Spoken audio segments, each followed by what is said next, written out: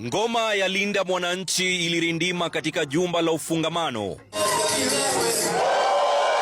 ambako mkutano mbadala uliandaliwa kukinzana na ule wa mrengo wa Linda Ground. Dakika chache baada ya chama cha ODM kukosa kumtimua katibu mkuu Edwin Sifuna kutoka wadhifa huo, Sifuna alitangaza nia yake kuhusu kuendelea kukalia kiti moto cha katibu mkuu wa Chungwa. Oburu, tafuta SG wako.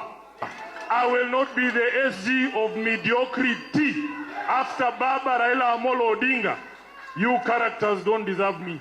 We will respect Oburu Odinga as our elder, but not our leader. Ile NDC ambayo iko illegal pale.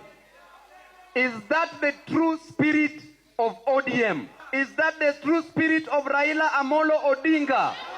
Mrengo wa Linda Mwananchi umeelezea kwamba mwelekeo wake mpya ni kusalia katika muungano wa Azimio na kufanya makubaliano na vyama vya muungano huo ili kumkabili Rais Ruto debeni kwenye kivumbi cha uchaguzi wa mwaka 2027. Hakuna kitu yoyote ambaye tuko nayo in common na Mheshimiwa William Ruto.